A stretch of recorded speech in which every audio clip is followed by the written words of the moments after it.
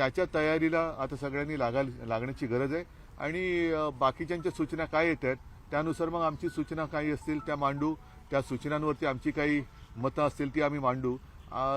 बैठकीनंतर या विषयावरती बोलणं अधिक योग्य राहील.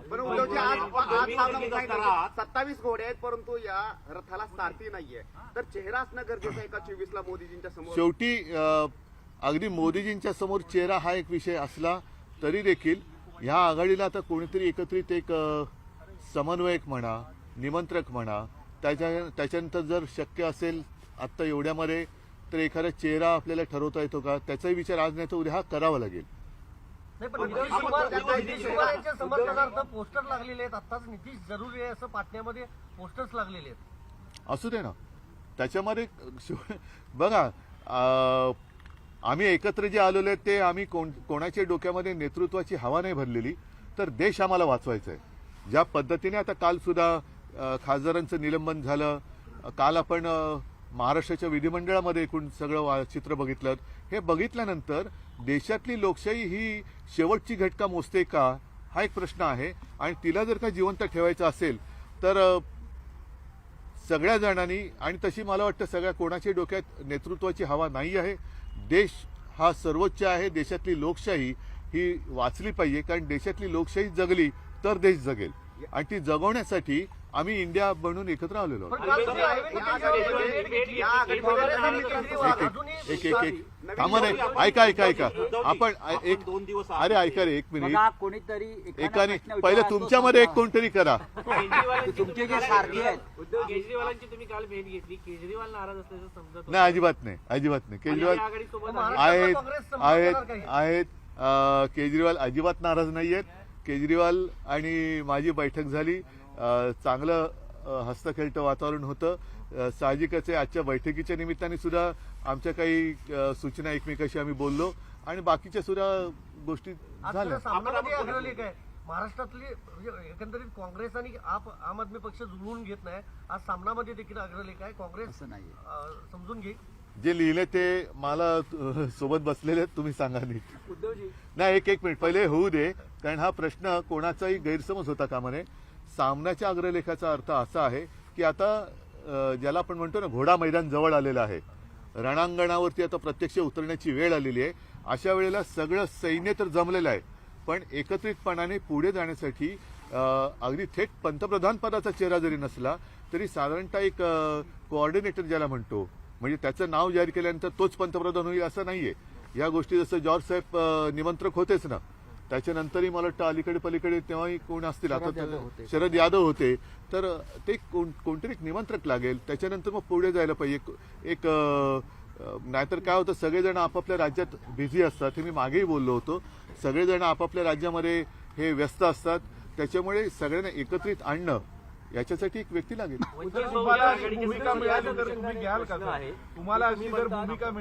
असं आहे बघा, उगाच काहीतरी तारे तोडण्यात काही अर्थ नाही. सगळ्यांशी बोलू, त्याच्यात जे काय असेल. मी तुम्हाला काय सांगितलं की सगळेजण एकत्र येण्याचं कारणच हे की देशातली लोकशाही जगली पाहिजे. नाही पण उद्धवजी, सगळ्या नेत्यांनी तुमच्या नावावर जर सहमती दर्शवली तर हे बघा, ही जबाबदारी नाही असं अजिबात मी काय बोलत नाही, कारण मी सुद्धा काही सुचवणार आहे. त्याच्यामुळे मी कोणत्याही हरभऱ्याच्या झाडावर चढणाऱ्यांपैकी नाही, कारण तुम्हाला कल्पना आहे की मी मुख्यमंत्री पद सुद्धा मला ती जबाबदारी म्हणून स्वीकारावी लागली आणि जेव्हा मला कळलं तेव्हा मी ते एका क्षणात सोडून दिलं. त्याच्यामुळे मी कोणती अशी वेडीवाकडी स्वप्नाने, माझ्यासमोर माझा देश आहे, माझा महाराष्ट्र आहे आणि त्या देशातली जनता, शेवटी ती जनता आपल्याकडे बघते. आम्ही आमची स्वप्न घेऊन व्यक्तिगत मला पंतप्रधान व्हायचंय, उपयोग काय? जनतेला मी हवा की नको? मी म्हणजे ज्याला पाहिजे असेल तो. आणि एवढं केल्यानंतर आता सुद्धा माझ्याकडे राज्यातल्या शेतकऱ्यांचा व्हिडिओ आलेला आहे, फार हृदयद्रावक आहे. तो हृदयद्रावक आहे. गेल्या महिन्यात माझ्याकडे हिंगोलीतले शेतकरी आले होते, त्यांनी तर स्वतःचे अवयव विकायला काढलेत. म्हणजे अशी परिस्थिती असताना जर आम्ही मूर्खासारखे एखाद्या भ्रमात राहणार असू तर आम्ही देशाचे शासनकर्ते म्हणून नालायक ठरू. एक मिनिट जरा, एक मिनिट मैं आता हूँ. मराठी आघाडीमध्ये काही नवीन मित्रांना घेणं गरजेचं आहे का? जे जुने मतभेद असतील त्यांना बाजूला सारून सामावून घेणं गरजेचं आहे असं वाटतं? पहिला महत्वाचा मुद्दा, इंडिया आघाडीमध्ये आता सुद्धा ज्यांच्यामध्ये पूर्वी मतभेद होते ते एकत्र आलेले आहेत. आणखीनही जर पूर्वीचे मतभेद काय होते, त्या कोणत्या थराला होते आणि त्यांच्या मनात ते अजूनही सुप्तावस्थेत आहेत का हे तपासून मग एकूण त्याची व्याप्ती वाढवता येईल. पण आता तूर्त जे आहेत ते सुद्धा मजबूत करणं, एकत्रित राहणे महत्वाचं आहे. आता पत्रकार परिषदेत गेल्यापूर्वी तुम्ही म्हटलं की सर्दी झाली, स्टाईल मारत नाही, पण आमचा आदित्य असं काही करेल असं वाटत नाही. पण आम्ही आमच्या पुतण्यावर पण अशी मी विश्वास ठेवला, पण अशी मी भावावर स्टाईल ठेवला कोणाची मारली नाही तर हा प्रश्न विचारण्याची गरजच नाही. नाही. ठीक आहे, पण भावावर विश्वास लोकसभा ठेवला. निवडणुकीच्या